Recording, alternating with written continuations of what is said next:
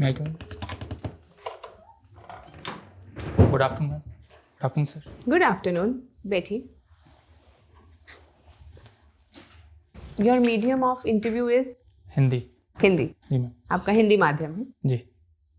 नीरज, जी मैम। अपने विषय में कुछ बताएं। मैम मेरा नाम नीरज धाकड़ है। मैं मुरैना ज़िले के धौंधा गांव से संबंध रखता हूँ। शुरुआती पढ़ाई लिखाई मैम गांव में ही हुई है। उसके बाद 10th और 12th ग्वालियर के गवर्नमेंट मॉडल स्कूल से पास किया है और देन ग्रेजुएशन में BA किया है और मैम फिर मास्टर किया है MA हिस्ट्री से।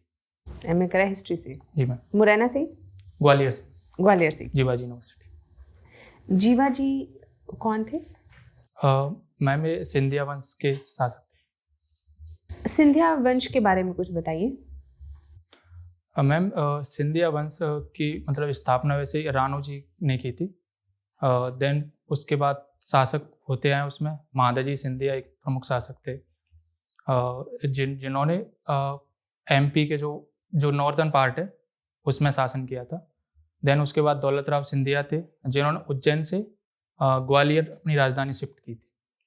मैम उसके बाद जयाजी राव सिंधिया 1857 के समय थे और देन जीवाजी राव जो लास्ट रूलर थे। उन्हीं के नाम से आपकी यूनिवर्सिटी है। जी मैम। मुरैना से आप संबंधित हैं। जी मैम। आपका स्थान है, उसके विषय में कुछ बताइए। कैसा है मुरैना? मतलब आपके शब्दों से मुझे समझ में आए कि मुरैना दिखता कैसा है। मैम मुरैना ज़िला अगर स्थापत्य के मामले में देखें तो काफ़ी रिच है।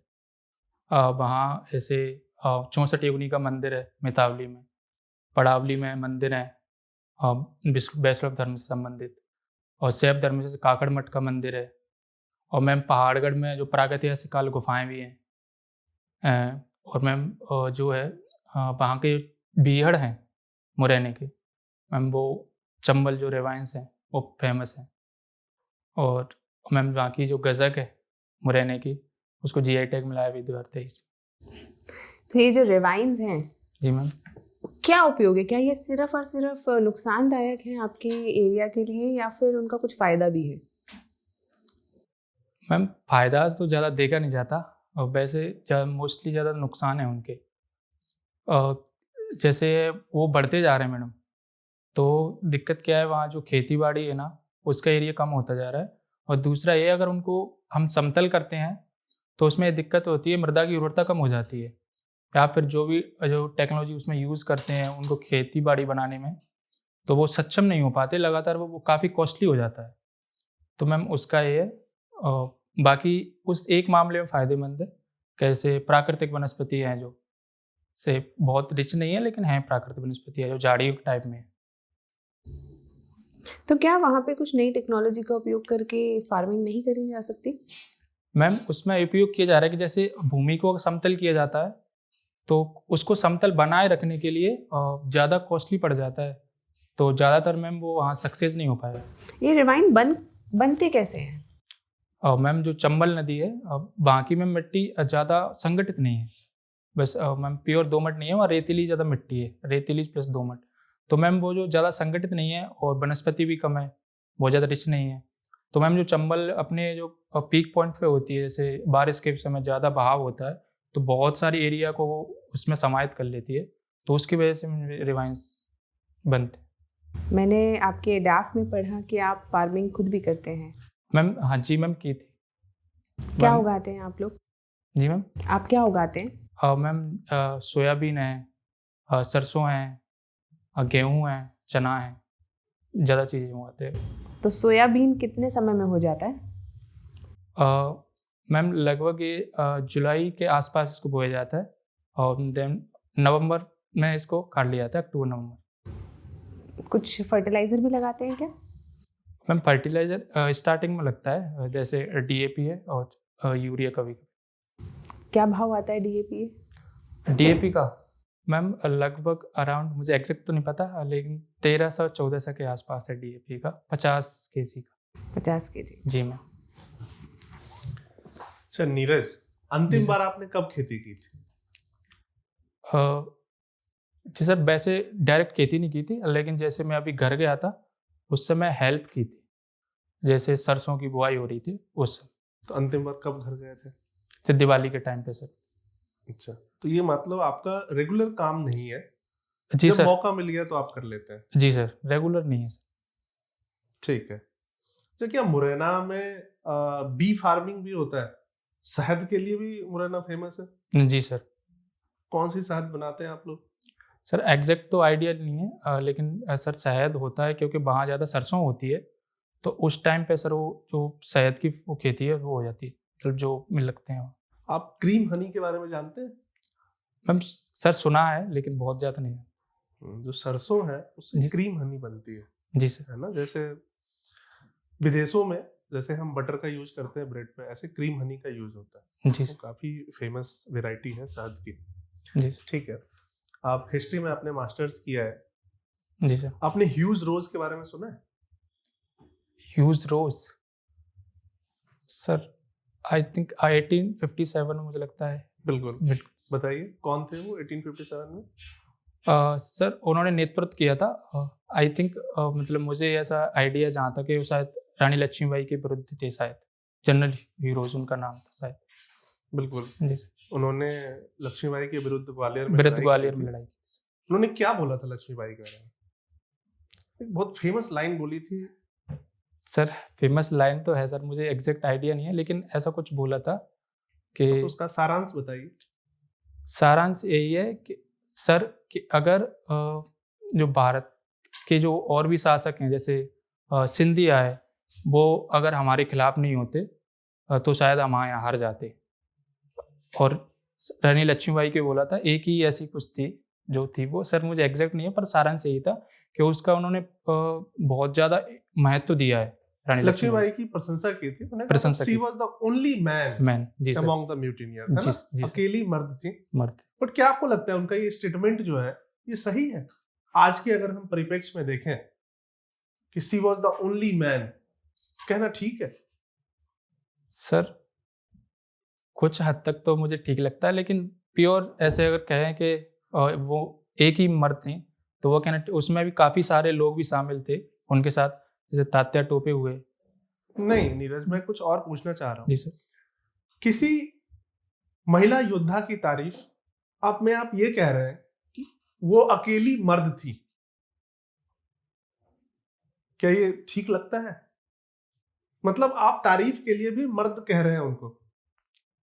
जी सर, मैं समझ गया सर। ऐसा नहीं कहा जा सकता, अगर उन्हें एक महिला के रूप में दिया जाता कि एक महिला है जो काफ़ी शक्तिशाली है तो बहुत ज़्यादा महत्व रखता। मर्द से सर एक ये है कि भेदभाव की जैसी वो उत्पन्न हो रही है उससे। कहीं ना कहीं पितृसत्तात्मक पितृसत्तात्मक सोच जो है जी वो सर, इस वाक्य में झलकती है झलकती है। जी सर। कि नहीं? जी सर। चलिए कोई बात नहीं। अशोक की धम्म की पॉलिसी क्या थी? धम्म की नीति थी ना अशोक की, जी सर। क्या थी वो? सर उसमें ये था कि लोगों से अपील की थी कि शांति बनाए रखें, लोगों से भाईचारा बंधुत्व बढ़ाएं, और जो जो मेनली रीजन थे से ईमानदारी बढ़ावा दिया गया। जो दमन नीति बेसिक थी कि सर युद्ध मार्ग से हटकर जो समाज में बंधुत्व भाईचारा को बढ़ावा दी, तो वो थी सर, संघर्ष को समाप्त करने की बात की थी उन्होंने। और ये था कि उन्होंने जो जो मतलब जो वो किया था 261 BC में सर कलिंग पर विजय प्राप्त की, तो उस नरसंहार को उन्होंने देख के तो उसके बाद उनका हृदय परिवर्तन हो गया कि मुझे समाज के हित के लिए कुछ करना है, तो उन्होंने फिर वो धम्म नीति का मार्ग अपनाया और लोगों से जुड़ाव रखा। मध्य प्रदेश में कौन से एम्बेसडर थे जिन्होंने खुद को परम भागवत डिक्लेयर किया था और एक स्तंभ भी बनवाया था उसकी याद में? सर हेलियोडोरस थे जिन्होंने परम भागवत, उन्होंने गरुड़ स्तंभ मंगाया था विदिशा में। विदिशा में? जी सर। ठीक सर। नीरज जी, आप शायरी करते हैं? जी सर। किस भाषा में? सर उर्दू के कुछ वर्ड होते हैं लेकिन हिंदी में ही करता। ओके, तो उर्दू शायरी पढ़ते हैं आप? जी सर। आपके उर्दू के सबसे बेहतरीन जो आपको शायर लगते हैं उनका नाम बता सकते हैं? सर जॉन एलिया। जॉन एलिया। जॉन एलिया का कुछ शेर जो आपको सबसे ज़्यादा प्रिय हो? सर वैसे वो खुद के पर्सनल लाइफ पे लिखते हैं, वो ज़्यादा मुझे पसंद है। एक वो भी है जो उन्होंने समाज में मुझे लगता है अच्छा लिखा था, महिलाओं को देख के, तो वो मुझे अच्छा लगा। आप मैं बता सुना सकते हैं? कि शर्म, दहशत, झिझक, परेशानी, नाज से काम क्यों नहीं लेती, आप वो जी मगर ये सब क्या है, तुम मेरा नाम क्यों नहीं लेती। अहमद फराज जी का नाम सुना है आपने? सर नाम तो सुना है मैंने काफ़ी। उनका कोई शेर याद हो आपको? सर फिलहाल तो मैं उनका कोई आप खुद भी लिखते हैं? जी सर। शेर लिखते हैं, गजल लिखते हैं, पूरा क्या क्या लिखते हैं? सर ज़्यादातर शेर लिखता हूँ, वैसे गज़ल भी लिखता हूँ। गजल के रूल्स के बारे में आपको कोई जानकारी है? जी सर। गजल में मैक्सिमम कितने अशार हो सकते हैं? जी सर। कितने शेर हो सकते हैं गजल में मैक्सिमम? सर शेर का वैसे आइडिया नहीं, लेकिन 3-4 शेर जनरली होते हैं और काफ़ी हो जाते हैं। और कोई रूल्स जो गजल को बांध के रखते हैं? जी सर, रदीफ और काफिया है उसके जो रूल्स हैं। क्या मतलब है? सर रदीफ का मतलब है जो लास्ट का जो लय होती है वो सिमिलर वर्ड होते हैं, और काफिया उसके पहले से जो वर्ड होता है वो उसको काफिया बोलते हैं, जो उसको बांध के रखता है। कंटेम्प्रेरी शायरों में से किसी का नाम जो आपको पसंद हो? सब मिर्ज़ा गालिब। कंटेम्प्रेरी अभी के? अभी सर सॉरी अभी के सर एक बरोड़ आनंद करके हैं जो लिखते हैं। तहजीब हाफिज साहब का नाम सुना है आपने? जी सर बिल्कुल। उनका कोई शेर? जी सर सुना तो काफ़ी है, लेकिन मैं थोड़ा वक्त लेना चाहिए। ठीक है, कहाँ से हैं वो? पाकिस्तान से। पाकिस्तान की बात आपने करी, तो पाकिस्तान के अगर मैं इकोनॉमिक क्राइसिस की बात करूं जी सर। तो उसके 3 प्रमुख कारण बताइए। 3 प्रमुख कारण सर। इकोनॉमिक क्राइसिस के सर जी।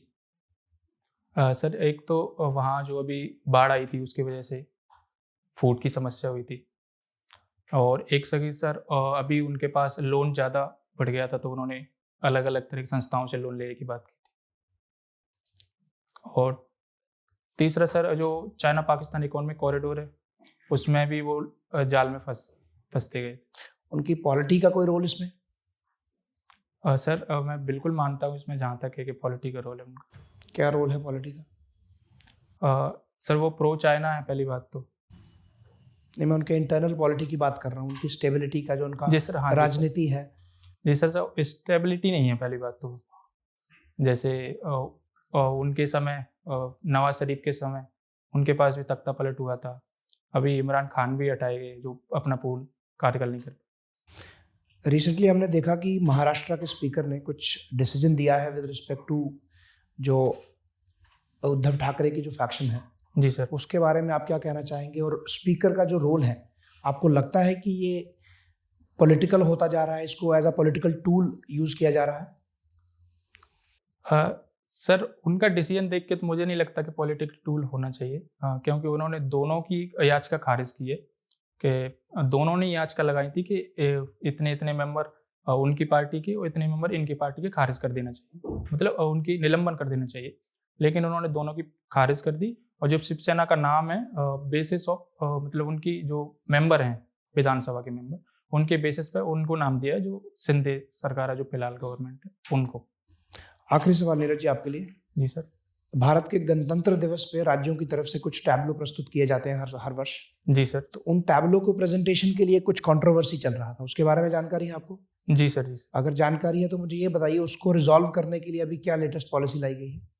सर अभी ये पॉलिसी लाई गई है कि जो झांकियाँ हैं, जो स्टेट है सर, एक साथ झांकियाँ सभी राष्ट्रों को वहाँ पर नहीं हो पाती थी, लेकिन अभी जो 3 साल के लिए उनको प्रोवाइड करा दिया कि आप 3 साल का एक समय रख दिया गया कि इस वर्ष आप लगा लेना, इस वर्ष आप, इस वर्ष आप, तो 3 साल का अभी यही सुनने में आया है। ठीक, धन्यवाद। Thank you. नीरज जी, आपके पिताजी टीचर हैं। जी। कौन कौन सी क्वालिटी आपने इम्बाइब करी है अपने फादर से? कोई भी 3 क्वालिटीज। जी मैम, हार्ड वर्किंग और डिसिप्लिन और ma'am respect for women. Respect for women. कौन सी 3 क्वालिटीज आपकी नजर में सबसे जरूरी है एक सिविल सर्वेंट के लिए? सिविल सर्वेंट के लिए मैम सोच ली थोड़ा।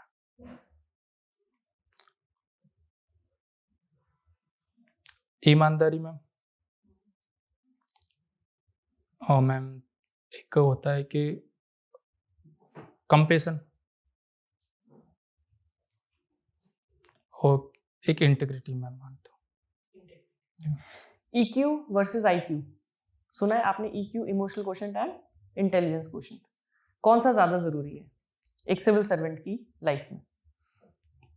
मैम वैसे तो दोनों ही है, लेकिन मुझे लगता है EQ ज़्यादा, इमोशनल क्वोशंट ज़्यादा जरूरी क्या होता है इमोशनल इंटेलिजेंस? है।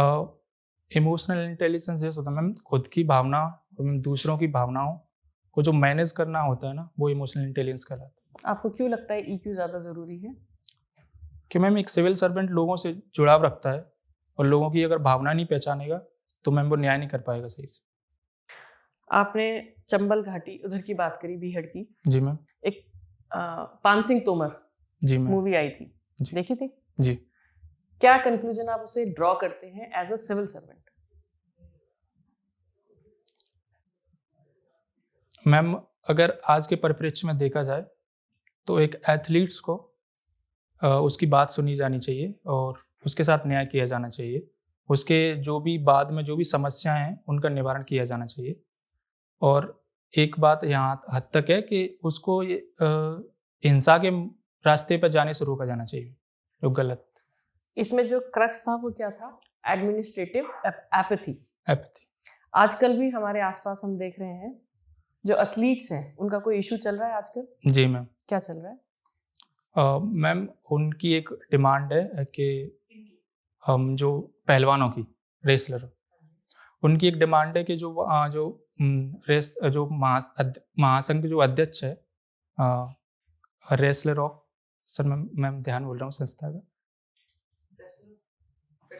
रेसलिंग फेडरेशन ऑफ इंडिया, उसका अध्यक्ष कोई वुमेन होनी चाहिए, जिससे उन जो लड़कियों की जिनके साथ कुछ गलत हरकतें हुई हैं पास्ट टाइम में, वो रोकी जा सके। क्या सिर्फ एक यही रास्ता है कि अगर उसकी अध्यक्ष महिला होगी तभी ये? मैम यही एक रास्ता तो नहीं हो सकता, लेकिन उनका ये भी कहना है कि मैम जो ब्रजभूषण था जो पहले थे, उनके किसी करीबी को ना बनाया जाए, किसी अन्य को बनाया जाए। और जो मैम फिलहाल जो अभी जो गेम होने थे वो भी उसी के एरिया में होने थे, तो उन्होंने उसके विरोध में आवाज़ उठाई थी, लेकिन अभी शायद वो चेंज कर दिया मुझे लगता है। तो ये क्या सही है जो वो मेडल वापस कर रहे हैं? मैम क्या इसका रीजन क्या है इस हद तक ये विवाद के पहुंचने का? मैम मुझे लगता है कि सबसे ज़्यादा है कि जो गैप है गवर्नमेंट और उसके बीच की कभी से बातचीत तो एकदम इस मुद्दे पर होना चाहिए, उन्हें आश्वासन देना चाहिए कि ऐसा नहीं हो। लेकिन मैम अगर मेडल वापसी की बात है तो वो भी ठीक नहीं है एक तरीके से, क्योंकि मेडल मैम सम्मान होता है, और जो भारत सरकार की तरफ से दिया गया सम्मान है, भारत की तरफ से, और वो भारत को रिप्रेजेंट करता है मेडल, तो मेडल की बात रखना कहीं भी छोड़ जाना ये भी ठीक नहीं है मैम। तो इसके जरिए और कुछ उपाय हो सकते हैं। ठीक, थैंक यू। नीरज, आपने मास्टर्स की है हिस्ट्री में, जी पर मैं डेट ऑफ ज्वाइनिंग से कंप्लीशन देख रहा हूँ तो ये 3 साल है, कोई विशेष कारण? हाँ जी सर, जैसे 2022 में सर ये था कि मैं वाइवा में नहीं पहुंच पाया किसी कारण बस। वाइवा में नहीं पहुंच पाए थे? जी सर। अच्छा, तो उन्होंने एब्सेंट डाल दी थी, तो 1 साल गैप हो गया लास्ट सेमेस्टर का। तो सिर्फ वाइवा की वजह से आपको रिपीट करना पड़ा? वाइवा और सर एक और जो प्रोजेक्ट था, आई थिंक कौन सा वो- प्रोजेक्ट? कॉम्प्रिहेंसिव एक वाइवा था और एक प्रोजेक्ट वर्क था, मैंने लिख के दिया, लेकिन वो दोनों में उन्होंने एब्सेंट डाल दिया। जी सर। तो आपने लिखा है कि आप फादर आपके रिटायर्ड हैं अभी? नहीं सर, टीचर हैं। टीचर हैं, जी। तो वो मतलब अपने ऑफिस के बाद, स्कूल के बाद ज़्यादा एग्रीकल्चर करते हैं? सर ज़्यादा तो नहीं लेकिन ये है कि माँ पहले थी, अब तो माँ भी एग्रीकल्चर एक्टिविटी में नहीं जाता। अब ऐसे है कि ज़्यादातर बटिया से जो दे देते हैं, थोड़ा बहुत वही है, और थोड़ा बहुत एक पशुओं के लिए चारे के लिए व्यवस्था, खाने पीने की, बाकी सही चल रहा है। तो आप कमर्शियली कोई प्रोड्यूस होता है आपका एग्रीकल्चर से? सर ऐसे बाकी फैमिली चाचा वगैरह हैं वो करते हैं, बाकी जो भी। एग्रीकल्चर इनकम इंडियन लॉज के हिसाब से टैक्सेबल है? सर मैं जहाँ तक याद कर पा रहा हूँ वो तो नहीं है सर। टैक्सेबल नहीं है? नहीं है सर शायद। अच्छा, ये बताइए, आपने ये मूवी देखी होगी कबीर सिंह, जी sir, Kabir Singh. Animal? Animal नहीं देखी सर, कबीर सिंह देखी। तो कबीर सिंह में कुछ थोड़ा विद्रोह हुआ था जब वो आई थी मूवी, की कुछ कंट्रोवर्शियल आपको लगा ऐसा कुछ? सर विद्रोह के मामले में जानकारी नहीं सर। तो आपको मूवी कैसी लगी कबीर सिंह? सर मूवी तो ठीक थी, लेकिन कुछ ऐसे एलिमेंट हैं, वो इतना एंगर सोसाइटी में दिखाना वो ठीक नहीं है। और कोई मुद्दा? सर अभी तो मैं इतना याद ठीक है। एक्टिंग बढ़िया लगी आपको, कोई प्रॉब्लम? सर। हाँ सर, एक्टिंग के मामले में ठीक था। आपने अंडरग्रेड में पॉलिटिकल साइंस पढ़ा है, सोशियोलॉजी पढ़ा है, बट आपने हिस्ट्री ऑप्शनल चूज़ किया, ऐसा क्यों? सर मुझे हिस्ट्री में ज़्यादा इंटरेस्ट था इसलिए। तो बाकी आपको अच्छे नहीं लगे सब्जेक्ट्स? नहीं सर, बाकी भी अच्छे थे, मैं कंफर्टेबल था ऐसा नहीं, लेकिन मुझे हिस्ट्री में ज़्यादा रुचि थी तो मैंने और हिस्ट्री इसलिए चूज़ की। अभी रिसेंटली सुप्रीम कोर्ट का एक जजमेंट आया है बिल्किस बानो केस में, जी जी सर। क्या कहा गया उसमें? सर जो अभी जो गवर्नमेंट ने वो जो उनको माफ़ कर दिया था, कौन सी गवर्नमेंट ने? गुजरात गवर्नमेंट ने, तो सर उनकी माफ़ी रद्द कर दी गई है। जी सर। तो और कुछ भी कहा गया है? सर इतना मुझे इतना ही पता है। अच्छा, एक आपने मुद्दा सुना होगा क्रिमिनलाइजेशन ऑफ पॉलिटिक्स, कि बहुत सारे पॉलिटिशियंस हैं जिन पे क्रिमिनल केसेस हैं, काफ़ी कुछ है। जी सर। तो आपको क्या लगता है इसको कैसे सुधारा जा सकता है कि हमारे जो कानून बनाने वाले हैं उन पे ही इतने केसेस हैं ऑलरेडी, तो इसको कैसे एड्रेस किया जा सकता है? सर ये मुद्दा काफ़ी सेंसिटिव है और इसमें एक लिली थॉमस केस आया था। उसमें सर जो 2 साल से ज़्यादा जिन्होंने सज़ा भुली गई है जिन अपराध जिन पर, सर उनको कुछ टाइम के लिए, मुझे एग्जैक्ट शायद 6 वर्ष था या इतना टाइम था, उस समय उनके लिए चुनाव नहीं लड़ सकते थे। वो ऐसा प्रावधान है, पहले से ही मौजूद है। लेकिन सर इसमें और इम्प्लीमेंटेशन करनी चाहिए मुझे लगता है, और कुछ नया करना तो अगर वो है तो फिर वो तब भी केसेस तो उतने ही हैं, चाहिए। जी सर। वही पॉलिटिशियंस आ रहे हैं। जी सर। तो क्या करने की ज़रूरत है हमें? सर ऐसे मुझे लगता है कि अगर कुछ अपराध ऐसे भी होते हैं सर जो फेक होते हैं, और कुछ अपराध जो ज़्यादा सेंसिटिव होते हैं, ज़्यादा गंभीर अपराध हैं, तो उनके लिए सर मुझे लगता है वो जो टाइम है, जो 6 वर्ष है, उसको ज़्यादा किया जाना चाहिए, तो हो सकता है इससे ज़्यादा इफेक्टिव हो। ठीक। तो ये 6 वर्ष कोई प्रोविजन है या सुप्रीम कोर्ट ने कहा है? सर प्रोविजन का तो पता नहीं, लेकिन सुप्रीम कोर्ट ने कहा है। जी सर। आपने ये सुना है वोकल फॉर लोकल? प्रधानमंत्री जी ने शायद ये, जी सर सुना तो नहीं, क्या है ध्यान में है आपको? एग्जैक्ट आइडिया नहीं, लेकिन सर लगता है जो लोकल को बढ़ावा, ऐसे जो भी लोकल क्षेत्रीय स्तर पर जो भी उत्पादन हो रहा है किसी भी सेक्टर में, उसको बढ़ावा देने के लिए मुझे लगता है। ठीक है। तो जैसे 1975 में नेशनल इमरजेंसी लगी थी, तो संविधान में कोई आर्टिकल है जो इससे डील करता है? जी सर। कौन सा है बता सकते हैं? 352। 352। तो अब अगर आज की डेट में हाइपोथेटिकली जी अगर सर। इमरजेंसी लगनी हो, तो क्या पहले से कोई सिनेरियो चेंज हुआ है कॉन्स्टिट्यूशन में? जी सर। क्या चेंज हुआ? सर 44वें संविधान संशोधन 1978 में ये चेंज किया है कि अब कार्यपालिका की सिफारिश पर, लिखित सिफारिश पर राष्ट्रपति इमरजेंसी लगा सकता है, जो पहले प्रावधान नहीं है। और कुछ लिमिट भी है कि कितने टाइम तक हो सकती है emergency? Sir limit sir exact idea नहीं है, लेकिन जो है एक बार में आई थिंक 6 महीने तक।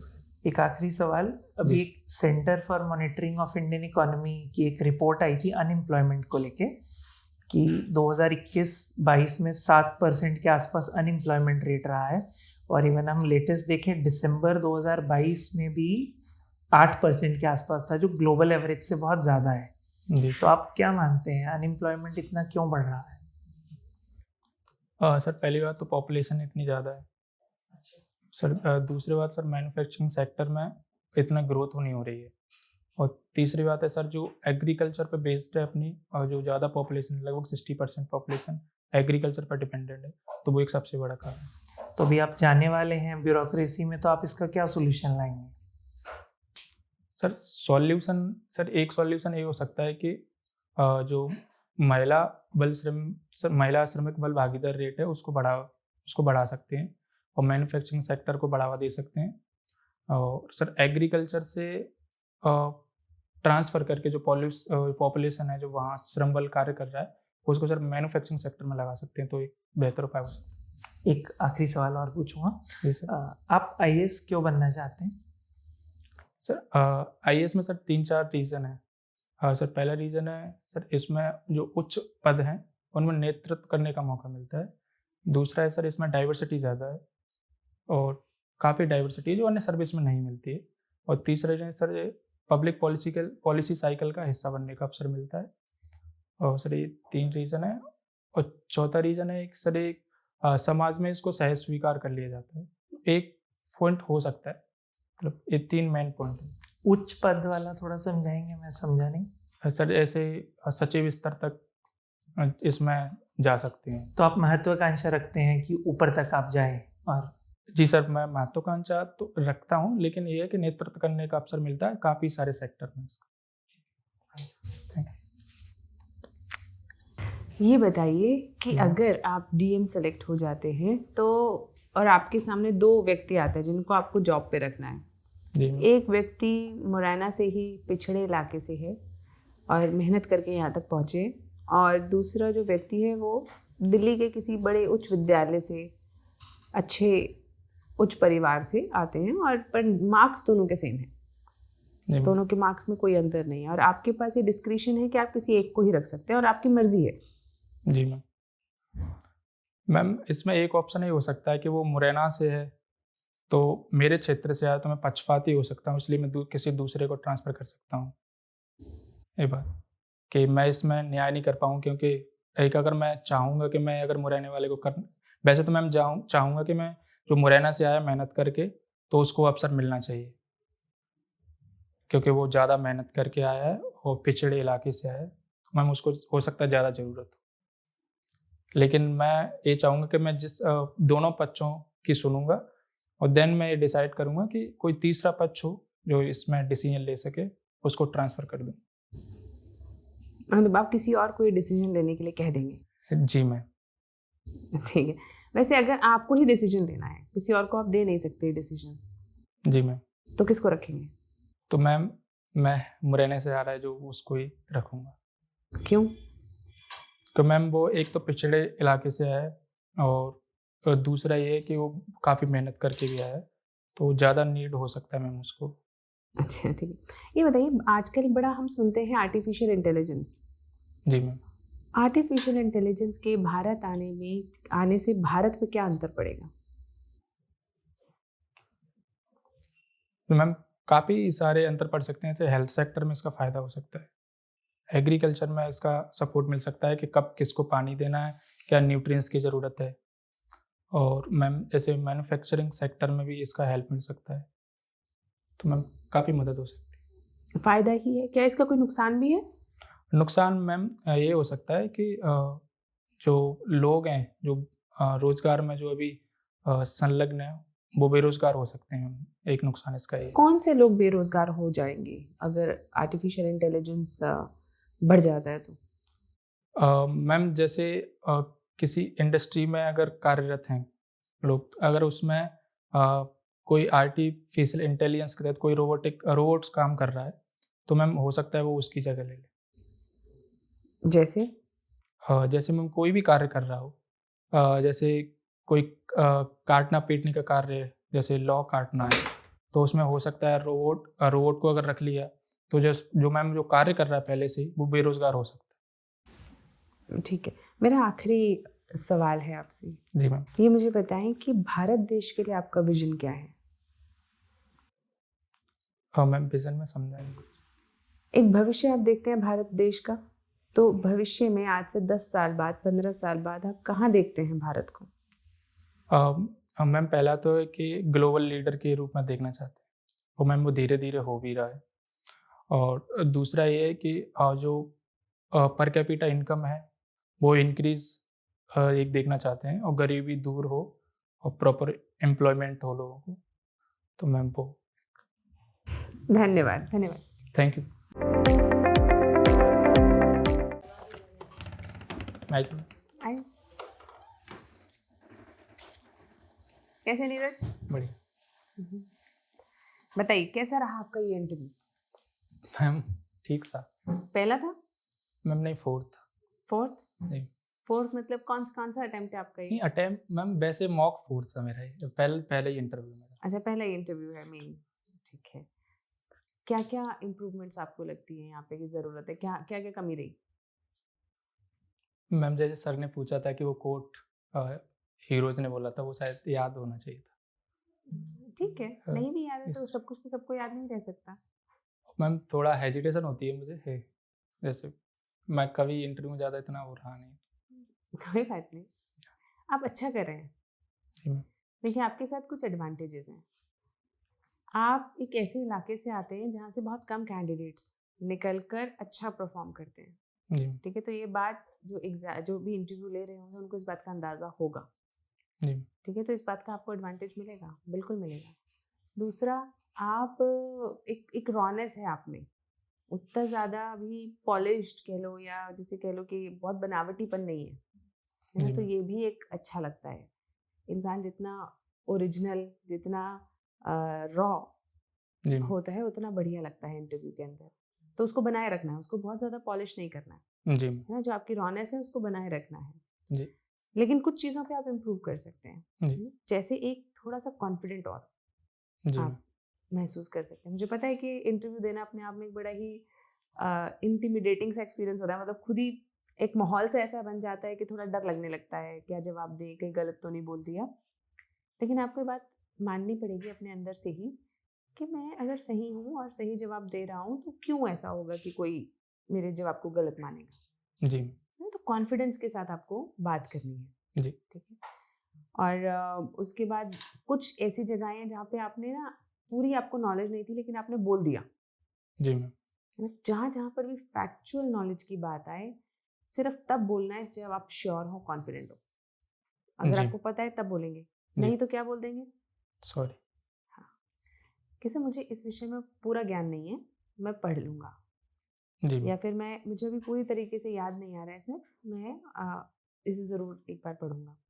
तो इससे क्या होता है, आपने सामने वाले को ये भी नहीं बोला कि भाई मैं नहीं पता तो कोई बात नहीं, और आपने बता भी दिया कि मैं आगे जाके पढ़ लूँगा पर मुझे पूरा ज्ञान नहीं है। जी आपने चाहे पूरे इंटरव्यू में 80% समय यही लाइन बोल दी, लेकिन आपने गलत बात नहीं बोली, तब भी ज़्यादा नंबर मिलेंगे। लेकिन अगर आपने ये गलत बोला, कुछ भी फैक्चुअल इंफॉर्मेशन गलत बोली, तो नुकसान होता है, ठीक है। ठीक। इस चीज़ पे आपको ध्यान देना है। बाकी आपका पूरा अटायर, बैठने का तरीका सब ठीक है, आवाज़ भी ठीक है। आवाज़ थोड़ी और बुलंद हो सकती जी मैम। है ना। जैसे आप थोड़ी अपनी आवाज़ बुलंद करेंगे ना, कॉन्फिडेंस झलकने लगेगा। जी मैम बिल्कुल।